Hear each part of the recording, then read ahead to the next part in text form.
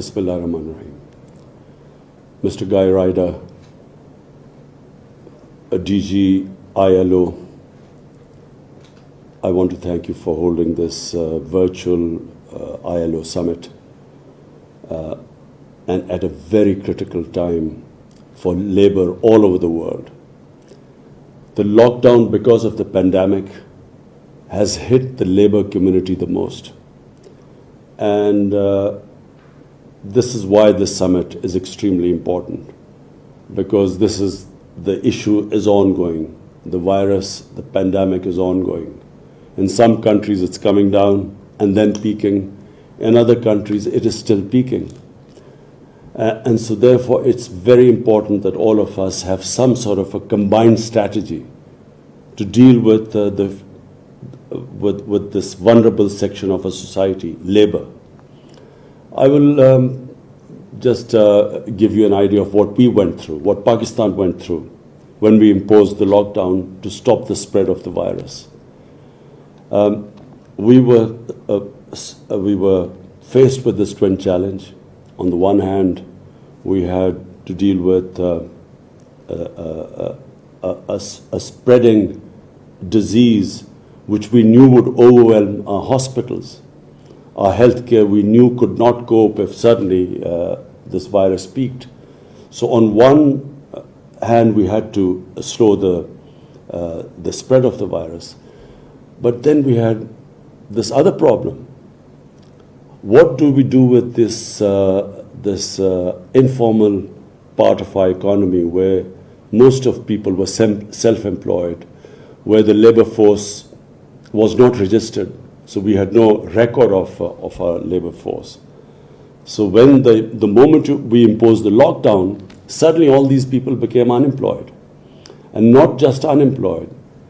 The self-employed people or the people who were not registered, and that's the majority of the labor in our country, in the informal sector.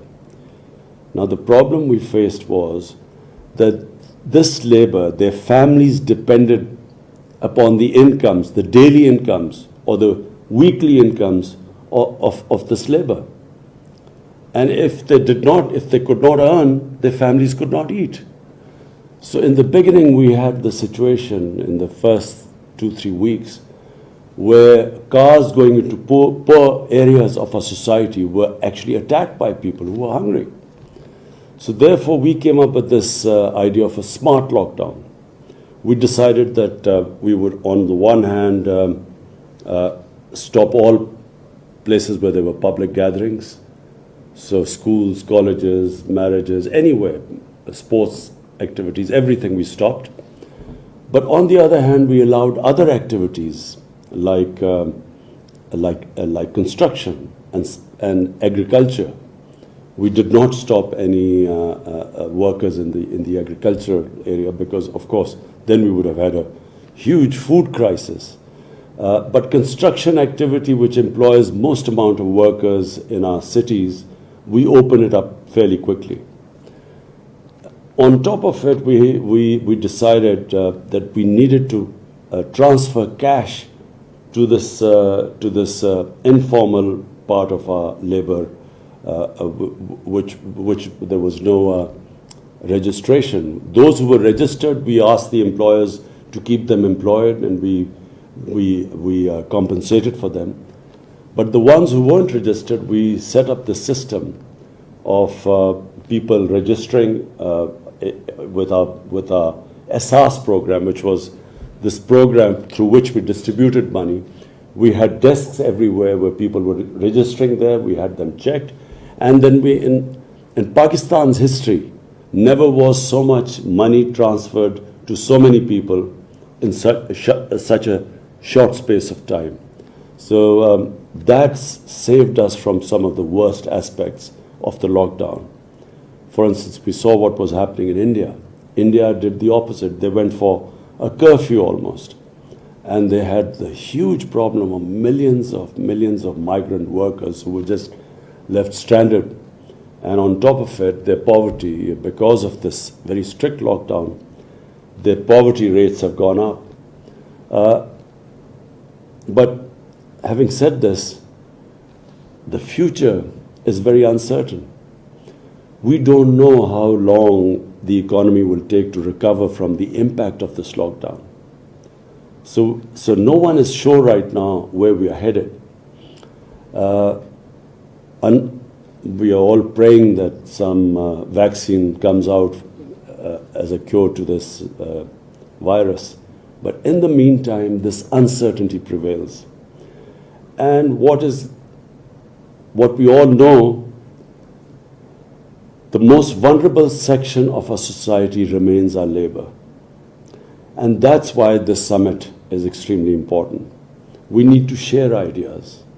We need to have some sort of a joint strategy on protecting our labor class, our laborers who are, who are at the moment, businesses are going bankrupt. The small and medium industry, which employs the highest number of people, is the most vulnerable. In fact, the most bankruptcies are in the small and medium industry. And that's why we need some sort of a strategy. Our second problem is, of course, our workers who are working abroad. This country depends upon their remittances, and not just Pakistan. I know a lot of other countries depend upon the remittances of their labor working abroad. Mr. Guy Ryder, we need some strategy of how we can convince these countries to be a bit more sympathetic, even though we know all countries are facing huge problems right now.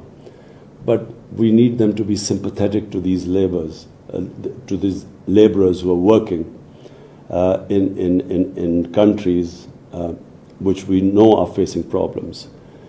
Secondly, we need some joint strategy, how we can soften the impact on laborers all over the world. So I thank you again for holding this very important conference at a very critical juncture in history as far as labor is concerned. And we would love to share ideas with other people. We would like to know what other countries are planning to do, what their experiences are. We will of course keep people other countries updated with what we are facing and what we feel the way forward is. But this conference is a beginning, I feel. After that, this constant exchange of ideas I'm sure will help all of us to help our labor. Thank you.